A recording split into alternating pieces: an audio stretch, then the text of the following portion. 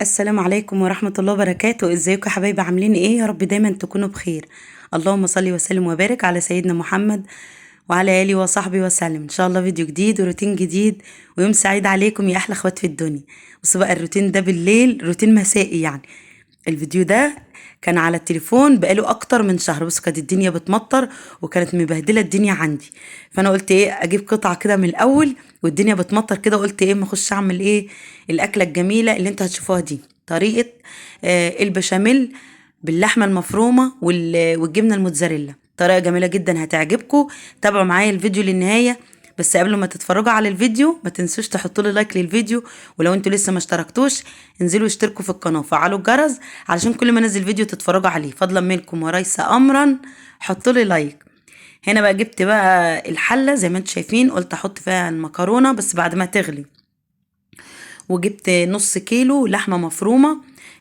في لحمه من اللي هي بتاعه الحواوشي وفي لحمه عاديه بتاعه كفته كده. قلت لا اجيب لحمه مفرومه اللي هي النضيفه، تبقى حلوه جدا للمكرونه البشاميل.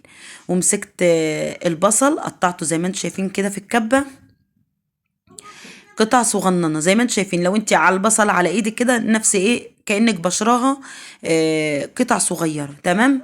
اللهم صل وسلم وبارك على سيدنا محمد. هنا بقى جبت معلش انا بسجل. بص، هو الفيديو قديم والله، اقسم بالله بقاله يجي شهر ونص او شهر وشويه، بقاله كتير على العده. بس بسجل النهارده بقى ايه، الجو نار، الجو حر. ادم عمال يقول لي يا ماما عايزه اغير، يا ماما عايزه اغير. هخلص بس الفيديو وادخل له. هنا بقى ايه، حطيت البصل على النار وحطيت زيت وسمنه صغيره، كميه سمنه صغيره وزيت زي ما انتم شايفين اهو. واسيبها تتعصج. مش عارفه الشوربه دي بتاعت ايه، والله ما فاكره، لان فعلا الموبايل الفيديو بقاله كتير. فمعلش بقى اعذروني ان انا بنزله في وقت متاخر عليكم، لان والله الايام اللي فاتت دي حتى انا اتكلمت في الموضوع ده في في الفيديو بتاع القناه التانية، يعني على القناه التانية. كنت تعبانه جدا فاعذروني ما كنتش بنزل فيديوهات. فان شاء الله برضو اشغل القناتين كده لان كانوا هيقفوا معايا بصراحه. اللهم صل وسلم وبارك على سيدنا محمد. هنا خليت البصلة تدبل زي ما انتم شايفين كده، تتشوح بسيط. وبعد كده نزلت عليها باللحمة المفرومة. تمام. هستنى بقى لحد ما تتعصق خالص واحط التوابل بتاعتها. طريقة جميلة جدا هتعجبكم، طريقة حلوة يعني. طريقة البشاميل دي انا عملت كذا طريقة معاكم على القناة. الطريقة دي حلوة عجبتني برضو، جربوها تعجبكم قوي. المعلقة وقعت. المعلقه السيليكون هي من النظيفه، بس ما انصحش يعني ان انتوا تجيبوا المعلقه اللي هي قطعتين، قطعه واحده كده مره واحده احلى. انا كده بعمل بشاميل بالليل. حطيت التوابل بتاعتي، السبع بهارات وبهارات فراخ وبهارات لحمه قصدي، وفلفل اسمر وملح وبابريكا. انا ببص على البهارات وبقول انا حطيت ايه، لاني انا والله اقسم بالله ما فاكره. بس السبع بهارات اهم شيء يعني في تعصيقة اللحم. تمام. هنا بقى كانت المية اهي غلت زي ما انتم شايفين. هحط فيها حبة زيت صغيرة وحبة ملح. ليه؟ عشان ما المكرونة ما تعجنش. يعني الزيت بيخلي المكرونة ما تعجنش، بيخليها مفلفلة كده. حتى لو زادت السوا او قلت السوا بتخليها مفلفلة ما بتعجنش خالص. تمام. هنا سبتها بقى لما غلت ونزلت بالمكرونة. قيمة كيلو ونص، كيلو ونص مكرونة زي ما انتم شايفين كده، على نص كيلو لحمة مفرومة. طبعا انتوا عايزين كيلو مكرونة على نص لحم، على قد ما قدرتكم طبعا. بس انا كنت الوقت ده كنت عاملة زي ما انتم شايفين كده. الايام دي ايام الرخص، ايام ما كانت رخيصة. بصوا بقى كده اتعصقت وبقت تحفة وريحتها جميلة جدا جدا. عصقتها وخلصتها اهو زي ما انتم شايفين. وشوية كده هقلب المكرونة اهو. بصوا هنا بشوفها استوت ولا لأ. بنزلها السوا الكامل بتاعها الطبيعي عادي كأنك بتاكليها طبيعي، لأني أنا بحبها عاملة كده طرية في قلب الصينية، في قلب صينية البشاميل. تمام. هنا خلاص كانت بقى استوت السوا بتاعها الطبيعي. في ناس بتنزلها نص سوا لان بتحبها مفلفله في صينيه البشاميل، انا لا، بحبها طريه جدا في صينيه البشاميل، بتبقى جميله قوي.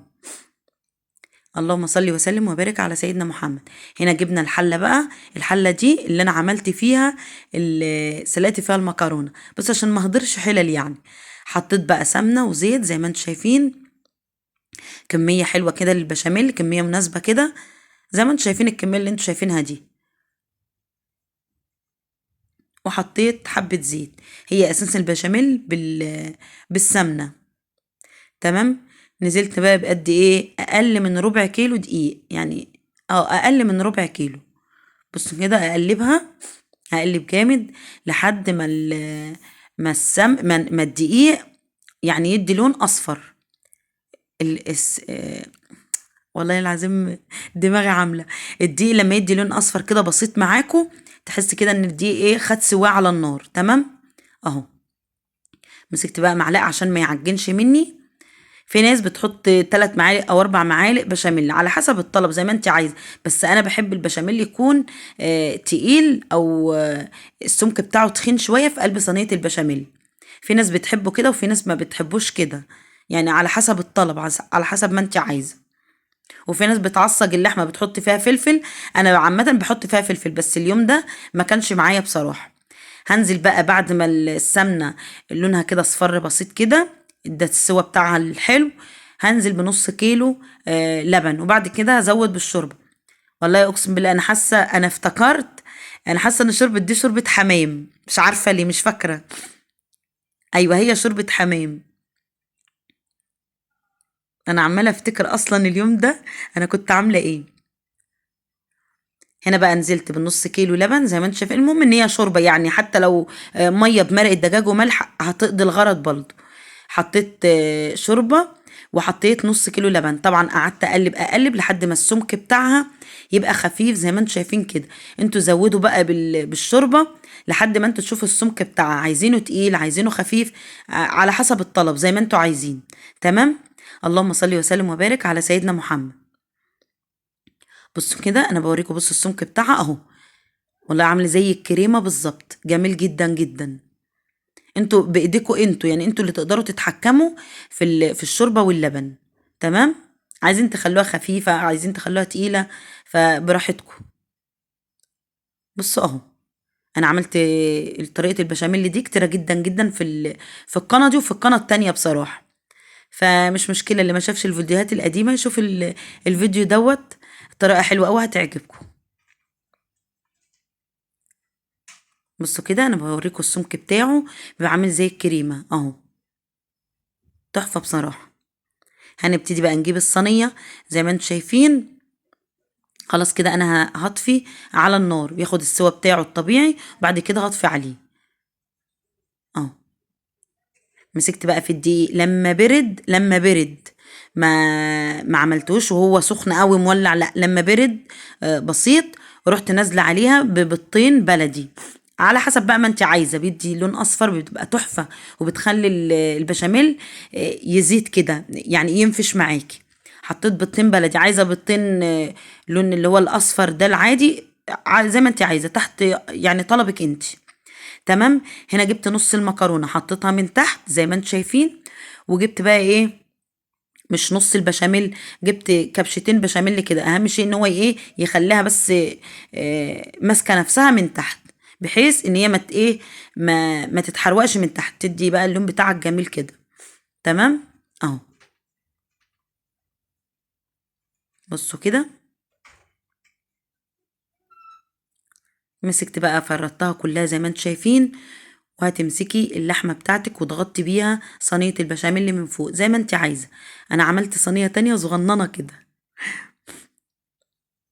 عملت اللي هي الطاسة، اسمها طاسة مش صينية، انا فاكرة والله اليوم ده افتكرت. ببقية اللحمة اللي اتبقوا دول، وبقية حبة المكرونة برضو، ما عملتش المكرونة كلها في الصينية دي.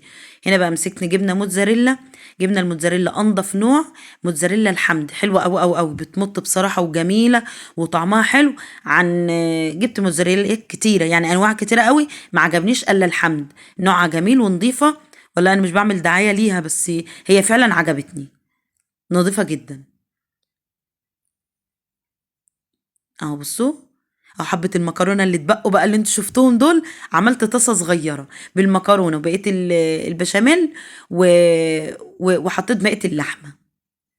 اهو بصوا كده، يعني قلبتها زي ايه، خليط في بعضه كده، انتوا فاهميني ازاي؟ اهو بصوا كده. بعد كده هجيب بضاية واحطها على وش البشاميل من فوق تدي لون، واحط على البضاية بعد ما اربها جامد بشوكة، هحط عليها حبة فلفل اسمر بسيطة جدا، وسنة ملح بسيطة، تدي بس ايه، تضيع طعم الزفرة اللي فيها، بس هي بلدي يعني مش زفرة. بصوا كده، تدي وش بس للصينية. جميلة جميلة جميلة بصراحة، الجبنة الموتزاريلا خلت طعمها تحفة، وبتمط كده معاكوا، والبشاميل السمك بتاعه جميل، احنا بنحب السمك ده بصراحة. كده حبايبي يكون الفيديو خلص معاكوا، بالله عليكم ما تنسونيش بتعليقاتكم الجميلة، ولو انتوا لسه ما اشتركتوش انزلوا اشتركوا في القناة وفعلوا الجرس عشان كل ما انزل فيديو تتفرجوا عليه فضلا منكم وليس امرا. حطوا لي لايك للفيديو ان عجبكم. حطيتنا بقى على درجة حرارة 180، وحطيت شغلت الشواية وشغلت من تحت وفوق. بصوا كده اهو، اهو تحت وفوق. وانا خليتها على، انا بقول لكم خليتها على 200 بس انا خليتها على 180، وده الشكل النهائي بتاعها. وبألف هنا وشفا. السلام عليكم ورحمة الله وبركاته، استنوني في فيديو جديد ان شاء الله.